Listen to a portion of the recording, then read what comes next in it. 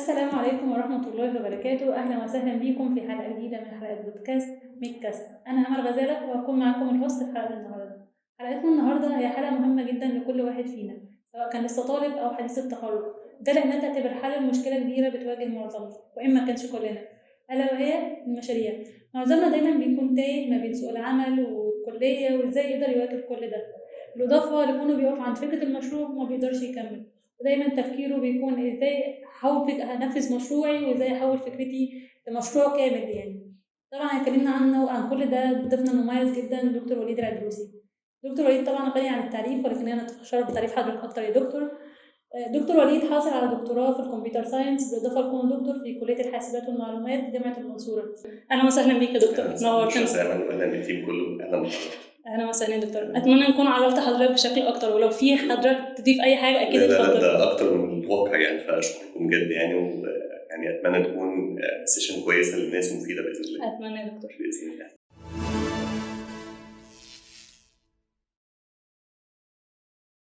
دلوقتي يا دكتور زي ما قلنا ان فكره المشاريع هي فكره مخيفه جدا، معظم تقريبا بتقلب احيانا بفوبيا عند الناس.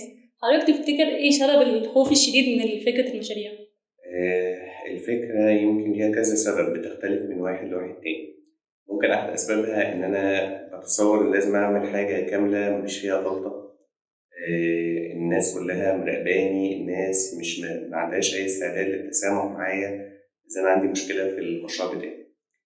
يمكن الإحساس ده شوية بيبقى مش واقعي قوي، لأن هو في النهاية هدف مشروع التخرج إن أنا بتعلم منه، أنا بعمل حاجة أنا أستفيد منها. ممكن بعد كده تبقى سبب إن أنا أشتغل، ممكن بعد كده سبب إن أنا أطورها، أعمل مشروع جديد بسببها، أفتح مجال جديد لنفسي ولزمايلي. بس هي سلمة يعني، هي في النهاية مش الحاجة النهائية اللي تاني يوم الصبح أفتح بيها شركة مايكروسوفت مثلا. الموضوع محتاج إن هو يكون متدرج بسيط، أبقى عندي استعداد إن أنا بتعلم، بغلط، بجرب، بتعلم من التجارب بتاعتي، يبقى مفيش فيها مشكلة. حاجة تانية إن هو الناس بتبقى شوية متخيلة إن لازم عشان يبقى مشروع التخرج لازم يبقى حاجة كبيرة جدا وحاجة يعني ما اتعملتش قبل كده. فكرة إن أنا أدور على حاجة ما اتعملتش دي شوية بتحير الناس، هو أنا إيه اللي ما اتعملش؟ كل ما يفكر في فكرة يقول الفكرة دي خلاص حد عملها قبلي فما عملهاش.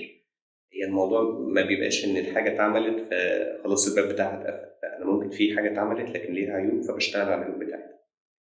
في مثلا ناس بيبقى قلقانين من إن هو يشتغل مع تيم، بالذات الناس اللي بتبقى بتعرف تشتغل تكنيكال كويس لوحدها.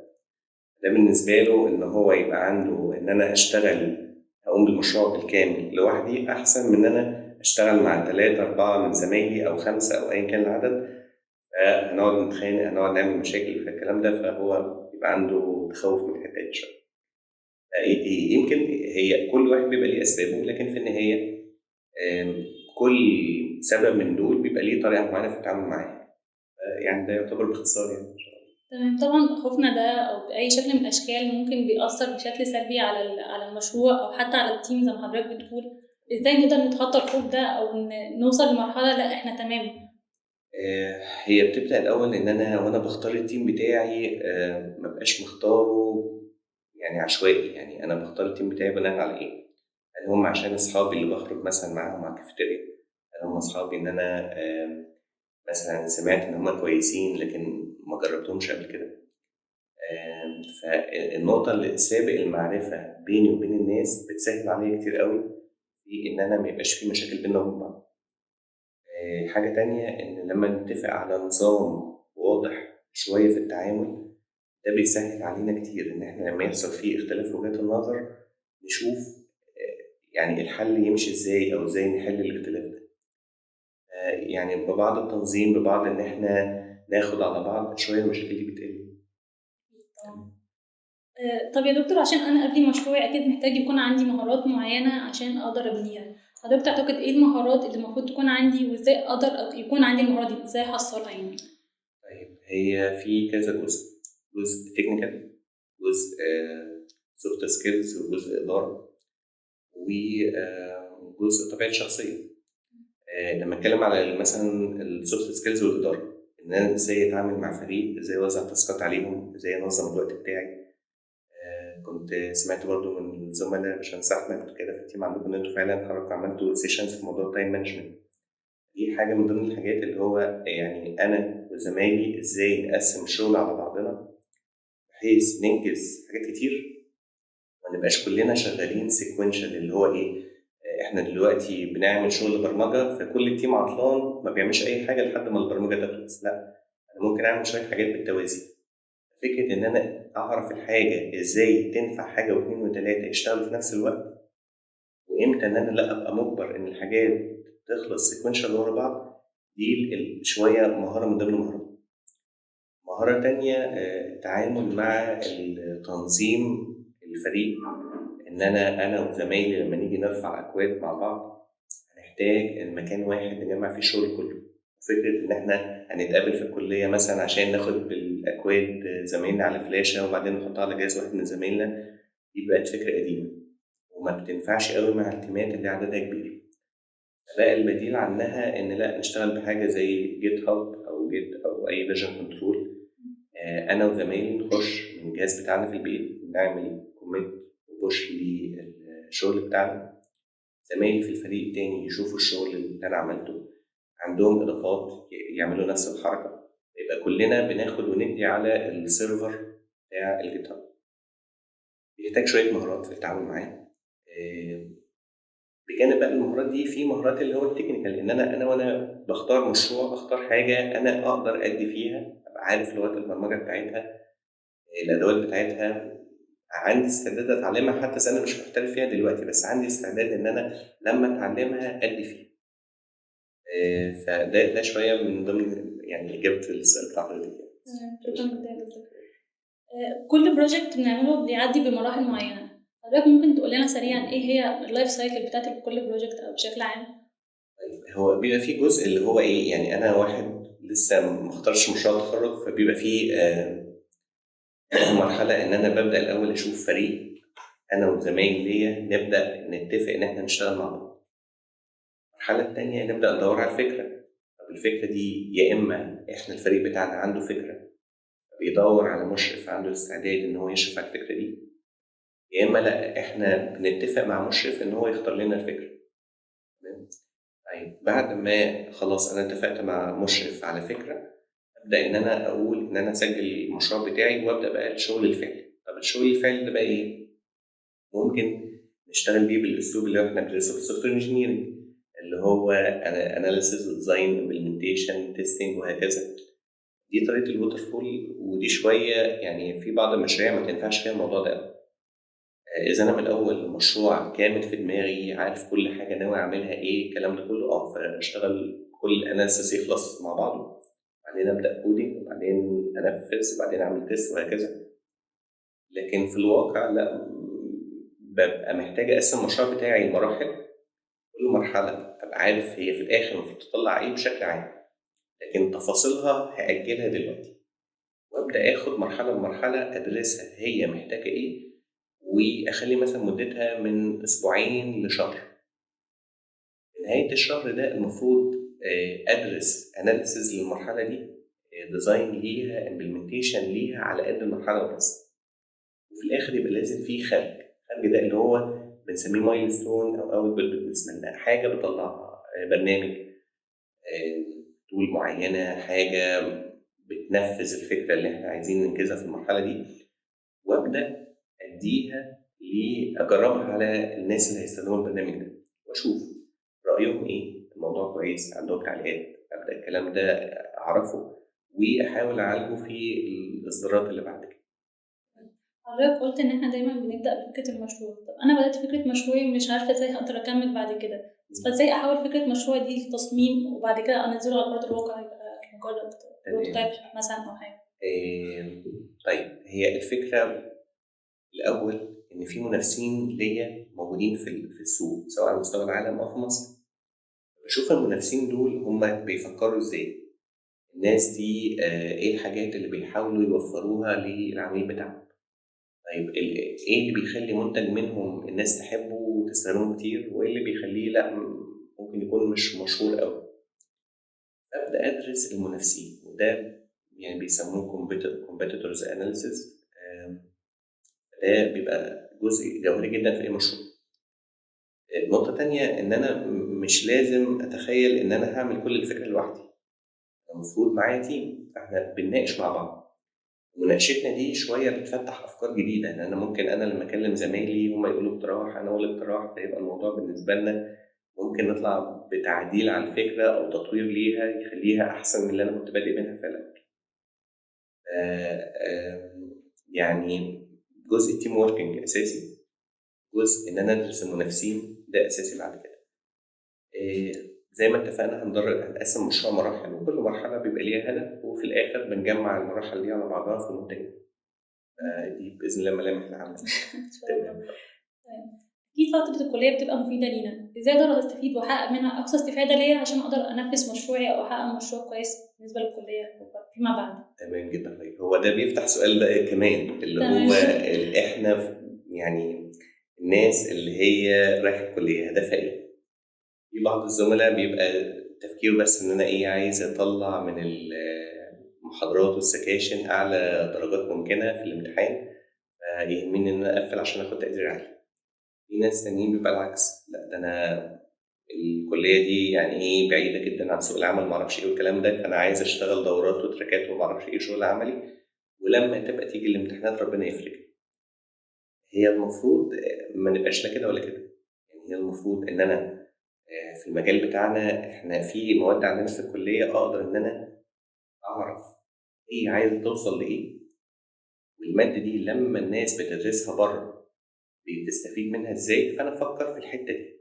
لكن فكرة امتحان هييجي إزاي والكلام ده كله لأ، ده موضوع حاجة مؤقتة يعني. النقطة التانية أنا يهمني إن أنا أبقى عارف العملي، بس مش عملي وبس، لأ أنا عايز الحاجات اللي أنا اتعلمتها في الكلية دي أشوفها أقرب حاجة للعملي وأربطها بيه، بحيث إن الموضوع عندي يبقى استفدت من الاتنين، استفدت من الجزء الأكاديمي واستفدت من الجزء العملي، كويس؟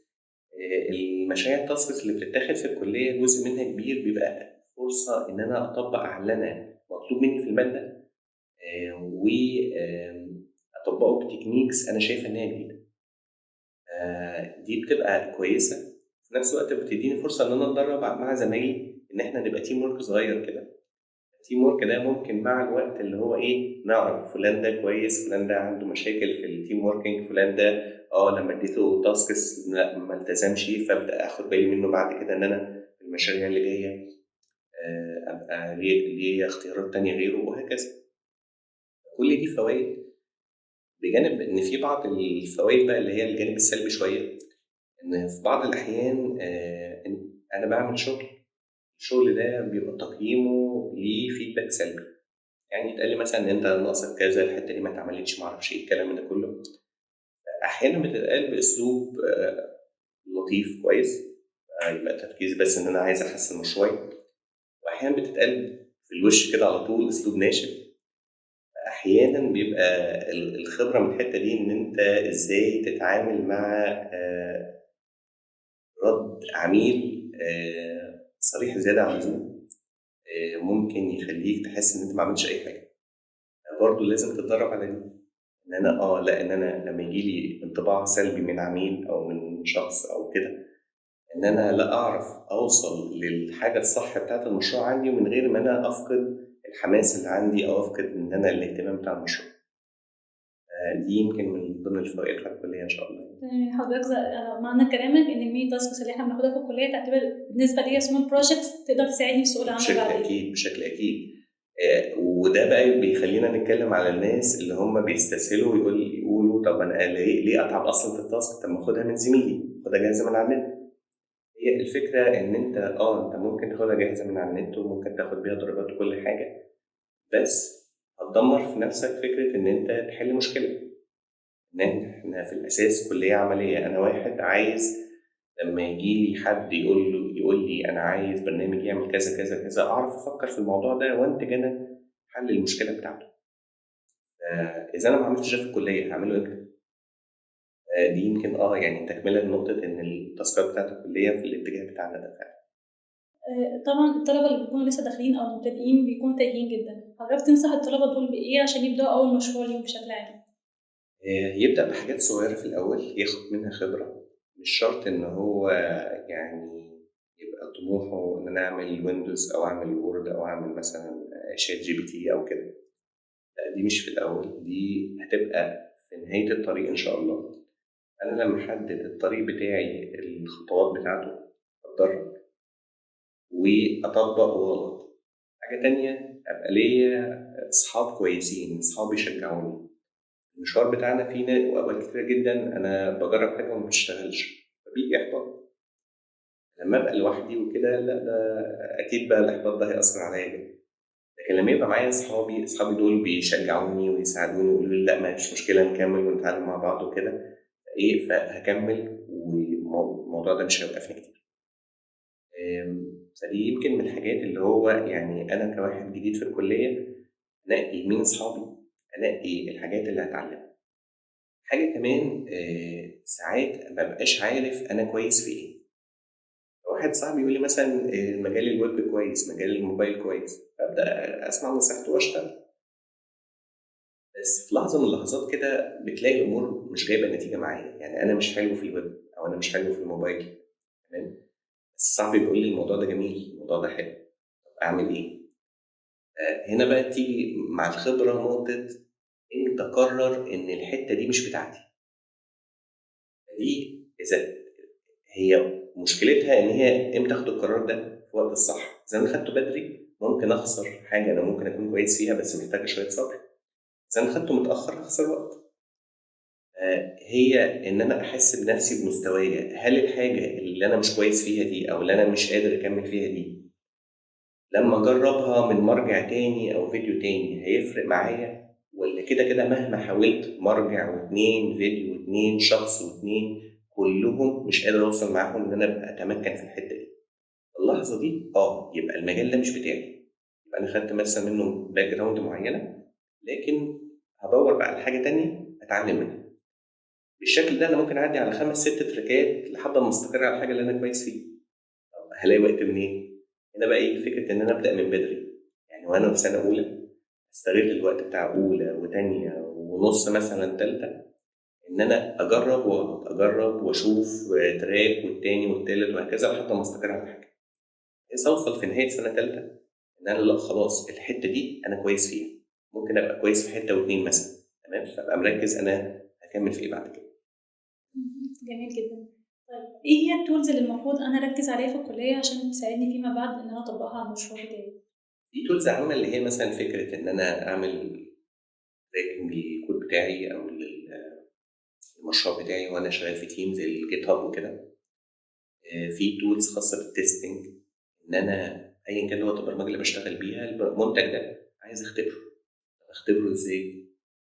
في حاجات بتعمل test على شكل البرنامج، حاجات بتعمل test على سرعة تنفيذ البرنامج، في حاجات بتعمل test على الsecurity بتاعته، في حاجات بتعمل test على الdatabase. أنواع الtest دي يعني دي برضه محتاجين إن إحنا نبقى عارفين معلومات عنها. جزء كمان اللي هو الtechnical إن أنا أختار track معين أركّز فيه وأبقى عارف الtools بتاعته وأقول إن هو ده هاكمّل فيه، فابقى عارف آخر حاجة الناس شغّالة فيها إيه، أبقى عارف ميزة وعيب كل tool. بعض المجالات بيبقى فيه 3، 4 برامج مشهورين في الحتّة دي، بابقى عارف إمتى أستخدم ده، إمتى أستخدم ده، وممكن حتى أخُش على community على الفيسبوك أو على ناس خبرا في الحتّة دي على LinkedIn أو كده، وأعرف من مناقشاتهم كل حاجة من الtools دي كويسة فيه. في ناس مثلًا بتشتغل في الUX، في ناس بتشتغل في الsecurity في الdatabase في الشبكات. البرمجة بشكل عام أو برمجة الجيمنج أو كده، كل الكلام ده باختار التراك وبعد كده جوّه التراك ده في الأدوات بتاعته. هل أنا محتاجة mentor في البداية؟ ولو أنا فعلًا محتاجة mentor إيه هيكون دور الكلية في حاجة زي دي؟ السؤال ده ليه إجابتين ولأ. الإجابة الأولانية إذا أنا واحد جديد ما باعرفش بداية إن أنا أدوّر على المعلومة وأجيبها لوحدي. هاحتاج حد في الأول إن هو يدّيني بداية الطريق. في ناس تانيين بقى بيبقى لأ هو زي ما بيقولوا كده بيترمي في البحر، يعني أروح إن أنا أشوف الناس دي بتتكلم في إيه، الحتّة دي محتاجة كذا وكذا وكذا، أبدأ أدوّر فيها، أتعلم من فيديو و2 و3، فيديو يجيب التاني يجيب التالت، فتبقى سلسلة ورا بعضها. فكده بالنسبة لي أنا هبقى منتور نفسي. نسبتها قليلة النوعية دي، لكن هي موجودة. وشوية لازم يبقى فيه برضه استعداد لزمايلهم اللي معاهم في التيم للنوعية دي، عشان ما يبقاش فيه خناقات بعد كده، أنت رأيك كذا وأنا رأيك كذا. فبتبقى برضه حسب الشخص. دور الكلية إيه؟ المفروض إن المشاريع بتاعة المواد أو مشاريع التخرج بيبقى في حد بيتابع معايا المشروع ده. مشروع التخرج بيبقى فيه مشرف، وأحيانا بيبقى فيه معيد معايا يقول لي أنا شغال إزاي وكده. يبقى ده حاجة من ضمن الحاجات اللي أقدر أقول عليها منتور كشكل يعني إداري في الكلية. دي ممكن بعد كده منح بتبقى بتديني حاجة دعم فني، إن أنا المشروع بتاعي محتاج مهارات سكيلز تكنيكال معينة. يبقى المنح دي بتديني كمان منتور زيادة في الحتة دي، إن هو يقول لي البرنامج ده شغال إزاي أو التول دي تفيدني إزاي أو كده. دي بتبقى حاجة بتبقى بدايتها إن أنا عندي مشروع من الكلية ومسجل بيه في المنحة أو المسابقة. حضرتك ذكرت مشاريع التخرج، فأنا طبعا في رابعة، فحاليا أنا طبعا بعمل مشروع التخرج بتاعي. ربنا دايما يحفظك. دايما في سؤال بيبقى يعني تعبني، هل المشروع بتاعنا لازم يكون كومبلكس وكبير عشان أقدر أواكب بعدين في سوق العمل ولا عادي؟ لازم يكون واقعي مش كومبلكس. واقعي دي فكرتها إيه؟ إن أنا مش كل مشروع فيه كلام كتير وحشو كتير يبقى ده حاجة ناجحة، لا مش شرط. لكن أنا محتاج حاجة اليوزر يحتاجها، تحل له مشكلة في نفس الوقت اللي أنا أقدر أعملها. وتالت حاجة إن أنا أبقى شايف إيه علاقتها باللي أنا بدرسه في الكلية. الثلاث حاجات دول إذا متوفرين في فكرة تمام، ده كفاية أوي. فكرة بقى إن المشروع يبقى ما حصلش وما أعرفش إيه والكلام ده، لا مش الأساس. الأهم إن هو يكون واقعي. سنة التخرج بتبقى فعلا صعبة، يعني إزاي أقدر أواكب ما بين مشروع التخرج بتاعي ودراستي في الكلية؟ جزء منها إن أنا أبقى محضر لمشروع التخرج من بدري، أستغل أجازة مثلا سنة تالتة، أبدأ أشوف أنا ناوي أشتغل في إيه. طيب الحاجة دي أنا اتفقت بشكل مبدئي مع مشرف وهو عنده ترحيب بالفكرة، فخلاص يبقى هي دي الحتة اللي بإذن الله نكمل عليها. أبدأ بقى أتعلم التولز بتاعتي. اتعلمت في الأجازة، هيجي بقى سنة رابعة أبدأ أنفذ المشروع بتاعي وأستغل بداية كل ترم. هو إيه اللي بيضغط الناس؟ إن أنا باجي أفوق أيام المتر وأنا عندي امتحانات وفوق أنا عندي مشروع.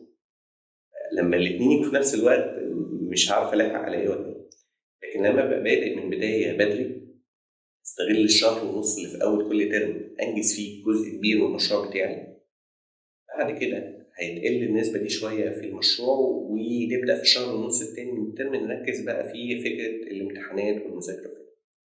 بس إحنا مش هنمشيها فكرة 100% مشروع أو 100% مذاكرة، لا.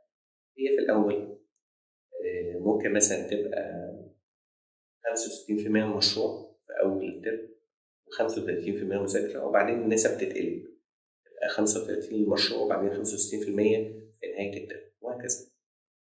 فبعد كده بقى في الأجازات، بعد كده في الأوقات الفاضية اللي عندي أبدأ إن أنا أستغلها. حاجة مرتبطة بالموضوع ده برضو إن أنا ما يبقاش العكس، إن أنا ماكينة شغل. اللي بيبقى مش مدي نفسه راحة برضو بيبقى في المقابل بيتحرق، يعني وقت يحس إن هو اشتغل كتير كتير كتير قوي ومطلوب منه لسه كتير، ويحس بتوتر معرفش إيه الكلام ده. بالنسبة له الدنيا تقفل، يحس إن هو ما عادش قادر يدي وينتج بعد كده. حتة زي كده اللي هو يعني ياخد باله من البعد النفسي برضه بتاعه، إن أنا بنظم وقتي، بس جزء من تنظيم الوقت ده إن أنا أدي لنفسي حصة ترفيه كده صغيرة. فكرة كمان إن أنا أخش في المشروع بتاعي في مسابقات أو حاجات تديني رأي جديد عن الرأي بتاع الكلية، ده بيوسع مجالات المشروع شوية. ده كل الكلام ده ممكن يفيد معانا. بما إن حضرتك ذكرت المسابقات، فإيه هي ممكن أهم المسابقات اللي إحنا نشترك فيها كمشاريع تخرج وكده؟ تمام، هي في مسابقات كتيرة، مثلا في مسابقة رواد النيل، في مسابقة مثلا تيج، ودي تبع وزارة الاتصالات تبع إتيدا، في مسابقة ديل. والكلام عن المسابقات في كمان مسابقة صندوق العلوم والتكنولوجيا STDF، دي بتبقى من ضمن الحاجات الكويسة جدا. في كمان منها اسمها اي-تك. بشكل أوسع بقى في الموضوع ده في مبادرتين يعني ممتازين جدا حابب أشير ليهم. يعني الدكتورة سارة متولي عاملة لستة على الجيت هاب بقوائم لمسابقات ومنح مشاريع التخرج والحاجات اللي أنا ممكن أخش فيها عشان تفيدني في المشروع. دي يعني إذا كان متاح بإذن الله اللينك بتاعها يبقى موجود على الصفحة بتاعتكم وكده، يا ريت طبعا. في كمان مبادرة تبع دكتور نبيل شلبي، كان عامل حاجة اسمها خريطة ريادة الأعمال، بتبقى دايرة كبيرة كده متقسمة كل شركات الاحتضان والمسابقات والأماكن اللي أنا ممكن أقدم بيها بفكرة مشروع، سواء مشروع تخرج أو مشروع عادي يعني بره الكلية أو كده. ده كان مجمع فيها قائمة كبيرة جدا جدا من الأماكن اللي ممكن أقدم فيها. الاتنين دول بجانب بقى الأمثلة اللي احنا قلناها بتبقى من ضمن الحاجات اللي احنا ممكن نفكر فيها كمسابقات يعني. أكيد المسابقات دي هتبقى مفيدة لنا كلنا. إزاي أقدر أستفاد من الكلية في زيادة فلوس نجاح البروجكت بتاعي من موارد لدعم لوجستي وغيره؟ طيب إيه اللي أنا ممكن أستفيد من الكلية؟ أول حاجة إن أنا المسابقات اللي احنا اتكلمنا عنها دي جزء أساسي من شروطها إن أنا أبقى طالب في الكلية وعندي مشروع تخرج. حاجة تانية إن أنا كده كده ببقى قاعد أنا وزمايلي في الكلية 4 سنين. ال4 دول أنا وقت بالنسبة لي محتاج إن أنا أنظمه واستفيد منه. إحنا مثلا بنقعد مع دكاترة ومعيدين وكده، وكل واحد بيبقى ليه طريقته في التفكير، كل واحد بيبقى ليه اتجاهه وهكذا. فجمع طرق التفكير المختلفة من الناس دي، وإذا جات لي فرصة إن أنا أعرض الشغل اللي بوصل له أول بأول عليه، ده يبقى حاجة كويسة. يعني مثلا من ضمن الحاجات اللي هو المناقشات بتاعة المشاريع اللي بتتم مثلا في الترم الأول والترم التاني، فدي بتبقى فرصة إن أنا أسمع الناس بتفكر إزاي. ساعات برضو الكلية بتستضيف ضيوف من بره، يبقى ليهم طريقة في التقييم وانطباعات بتتقال وهم بيناقشوا مشاريع عندنا. يعني زي السنة اللي فاتت والسنين اللي كانت قبل كده كان الكلية بتعمل اللي هو الملتقى بتاع نهاية كل سنة، فكان بيجي شركات من بره تتكلم على المشاريع بتاعتها. وارد إن ده مع ده مع ده يبقى فايدة للمشاريع اللي عندنا. في حاجة كمان إن في شركات كبيرة زي مثلا مايكروسوفت وهواوي وكده بتدي منح تدريب لطلبة الجامعة. المنح دي طالما أنا طالب جامعة أقدر أقدم فيه، ده يبقى من ضمن الحاجات اللي ممكن تطورني بعد كده في المشروع بتاعي. دلوقتي يا دكتور في سؤال مهم جدا كلنا تقريبا بنبقى بنسأل عليه، يعني ايه اكتر حاجه بتفرق في السي في؟ هل هي الكورسز اللي انا خدتها ولا البروجكت اللي انا عملتها؟ طيب هي حسب انا بقدم فين. يعني اذا انا بقدم مثلا في جهه حكوميه او في مثلا هسافر في الخليج دوله عربيه او كده، ممكن اقول لحضرتك ان انا اجمع شهادات كتير. الشهادات دي تبقى بالنسبه لي تقوي السي في بتاعي. لكن اذا انا بقدم في شركه تكنيكال، الشركه دي يهمها اكتر انا اقدر اعمل ايه سابقه اعمالي، ايه البروتوتايبس اللي اشتغلت فيها، ايه المشاريع اللي انا عملتها. اذا انا عامل اكونت على لينكد ان، ايه الحاجات اللي انا حاططها فيه.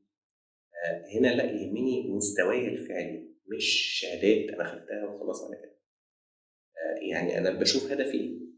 انا من الناس مثلا ارجح ان انا لا اركز ان انا اطلع شغل عملي كويس، كل شويه اطلع تيم واثنين وثلاثه ارفعه للناس، ويبقى ده اي حد يسالني انت خبراتك ايه اللي قبل كده اوري له اللي انا انتجته فعليا، اللي انا اشتغلت فيه فعليا. حاجات لما بتتكتب على الورق ما بيبانش تفاصيلها. يعني ما بيبانش مثلا انا بعمل مشروع الجوده بتاعته عاليه ولا لا. انا ممكن اقول ان انا بعمل جوده عاليه جدا، بس ده كلام. اجي ان انا اشوف بقى المشروع اللي انا بطلعه لا الاقي له عيوب. عشان كده فكره ان انا اعمل شغل وارفعه اول باول على النت للناس انها تشوفه، دي تبقى تقييم كويس وتختصر كتير جدا في الوقت اللي هو ابقى عارف الشخص ده محتاج ايه او ان هو هيفيدني في الشركه ولا لا. هو كده أسئلتنا خلصت، ولكن حضرتك لو عندك أي إضافة، أي حاجة وقعت مننا أكيد حضرتك تقدر تضيفها. هي في نقطة بس بالنسبة إيه الجديد اللي أنا ممكن أعمله في مشروع التخرج؟ يعني إحنا في الأول خالص كنا بنقول إن هو إذا أنا بدور على فكرة ما اتعملتش قبل كده هلاقي البدائل عندي قليلة جدا، لكن إن ممكن يكون في مشروع قبل كده اتعمل في الفكرة دي لكن عنده مشكلة في سرعته في التنفيذ أو مشكلة في السكيورتي أو بيحتاج تكلفة عالية أو الهاردوير اللي هو محتاجه ما يناسبش كل الناس، أو إن هو مثلا شغال بألجوريزم وطلع فيه ألجوريزم أحسن منه، أو إن اليو أي بتاعته معقدة صعبة مفيش حد كتير يفهمها. كل الكلام ده يخليني إن أنا ممكن يبقى فيه فكرة موجودة ألاقي إن أنا ممكن أنا كمان أشتغل فيها، ما أقفلش الباب على نفسي في الحتة دي. حاجة تانية، وأنا بختار التيم بتاعي مش لازم كلنا نبقى عارفين نفس اللغة. يعني فكرة إحنا مثلا نعمل موبايل أبليكيشن فمش لازم كلنا موبايل أبليكيشن، لا، أنا مثلا هقسم الناس، في ناس هيبقوا باك إند، ناس موبايل، ناس تيستنج، ناس ديزاين، ناس يكملوا بعض بحيث المهارات دي في الآخر توصل للمشروع بتاعي. لو أنا بختار التيم بتاعي من الأول أراعي الحتة دي، أنا محتاج أقسم المشروع بتاعي إيه وكل حاجة من التقسيمات بتاعتي دي محتاجة كام واحد. تمام. حاجة كمان إن أنا في بعض الأحيان ببقى ليا زميل ليا شغال بلغة وأنا شغال بلغة، فما نقولش لا خلاص أنت في سكة وأنا في سكة وما نشتغلش، لا، في بعض التولز بتخليني إن أنا أكلم حد عامل شغل بلغة تانية وأديله الأوتبوت بتاعي كإكس إم إل أو كجيسون أو كده، ده يخلينا أقدر أربط الدنيا مع بعضها شوية. تاني مرحلة إن إحنا نقسم المشروع بتاعنا فيزز دي مهمة جدا، وراقب التقسيمة بتاعتي اللي أنا كنت حاططها في الأول دي وهي بتتنفذ، يا ترى هي ماشية زي ما أنا كنت متخيل ولا لأ؟ لأن دي ممكن تديني بعد كده خبرة اللي هو لما أخش في مشروع تاني بعد ده إن أنا أحط خطة عملية وأقدر أدي ديدلاين مناسب للي أنا فعلا هنجز فيه يعني، وممكن يتبان عليها بقى عقود وشروط جزائية وحاجات زي كده. فده بس الإضافة اللي كنت عايز أقولها. شكرا حضرتك يا دكتور. وبكده احنا وصلنا لنهاية حلقتنا. في الحقيقة هي كانت حلقة مفيدة جدا جدا، يعني دكتور أنا شخصيا استفدت وأتمنى إن الكل يكون استفاد. وشكرا جدا لوقت حضرتك يا دكتور ومشاركتك معانا. وأتمنى بالتوفيق لكل الناس وتبقى توفيق لحضرتك في التيم إن شاء الله.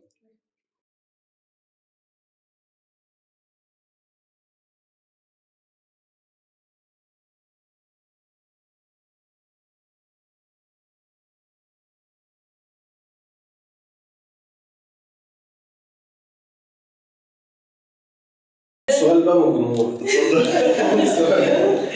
دلوقتي احنا حصلت لنا مشكله، احنا بنجمع في تيم مشروع التخرج، هل احنا هنختار الفكره بعدين نحاول انا والشله او انا والتيم نجمع التراكات المناسبه للفكره، ولا نشوف التراكات بتاعتنا ونطلع فكره مناسبه للتراكات بتاعتنا؟ بص، في ناس بتبقى عايزه كده كده تتعلم تول معين او تراك معين، فعايزه كده كده مهما تلاقي اي فكره لازم توفق الفكره على التراك ده كده بقى يبقى الراجل ده تختار له فكره تناسبه. ايوه. في ناس تانيين لا، ده انا عايز اتعلم حاجه تفيدني في الشغل. حلو كويس.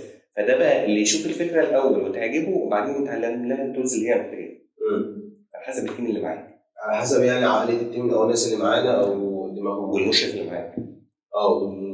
المشرف برضه ممكن يقول لك الفكره دي مش عاجباني.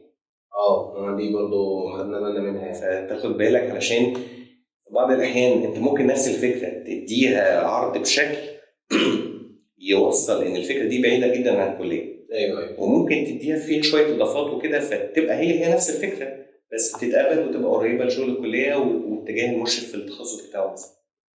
تمام. شكرا. شكرا.